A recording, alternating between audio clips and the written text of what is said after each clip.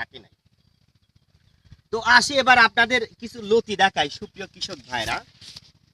এই যে দেখতে পাচ্ছেন, এই যে অত্যন্ত মানসম্মত লতিগুলো আপনারা কিন্তু দেখতে পাচ্ছেন। সব গাছেই আপনারা যদি একটু দেখাই, ঘুরে ঘুরে যদি একটু দেখাই, দেখতে পাচ্ছেন এই লতিগুলো কিন্তু 12টা 10টা বা 14টায় কিন্তু 1 কেজি হবে। অত্যন্ত মানসম্মত লতি দেখতে পাচ্ছেন। এদিকে যদি আপনাদের একটু দেখানোর চেষ্টা করি, এই যে লতি দেখতে পাচ্ছেন, এই লতির চাহিদা কিন্তু বাজারে ব্যাপক, অসংখ্য। আপনারা যদি এদিক সেদিক যেদিকেই আপনারা যদি একটু দেখেন, তাহলে কিন্তু লতি ছাড়া আর কিছু নাই। সুপ্রিয় কৃষক ভাইরা দেখতে পাচ্ছেন, সব গাছেই কিন্তু অত্যন্ত মানসম্মত লতি আপনারা দেখতে পাচ্ছেন।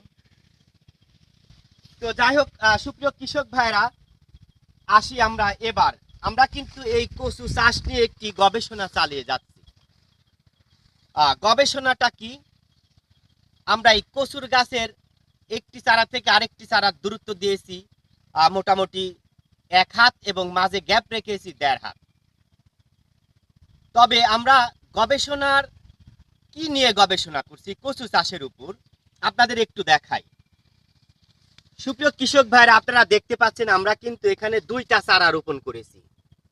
কিছু কিছু জায়গায় আমরা 2টা চারা রোপণ করেছি, এবং এই গাছটা দেখেন আর এই গাছটা দেখেন, 2টা গাছের কিন্তু একই রকম আকার, কিন্তু এই গাছটায় কিন্তু লতির সংখ্যা বেশি রয়েছে। দেখতে পাচ্ছেন প্রচুর পরিমাণে কিন্তু 2টা গাছেই কিন্তু লতি এসেছে। এবার আমরা কি নিয়ে গবেষণা চালিয়ে যাচ্ছি, আমরা সামনে বছর একটি চারা থেকে আরেকটি চারার দূরত্ব দিব মোটামুটি 1.25 হাত এবং মাঝে গ্যাপ রাখবো 1.5 হাত, এবং 1.25 হাত যেটা দূরত্ব দিব আমরা প্রত্যেকটার সাথে 2টা করে চারা দিব। দেখেন, আমাদের সম্পদ কিন্তু সীমিত, তাই এই সীমিত সম্পদকে কিভাবে বিকল্প এবং বৈজ্ঞানিক পদ্ধতি অবলম্বন করে সর্বাধিক লাভবান হওয়া যায় সে প্রচেষ্টাই কিন্তু আমরা চালিয়ে যাচ্ছি। সুপ্রিয় কৃষক ভাইরা, ইনশাআল্লাহ আমরা বিঘা খানেক 33 শতাংশে সামনে বছর এমন সিস্টেমে আমরা লতিরাজ কচু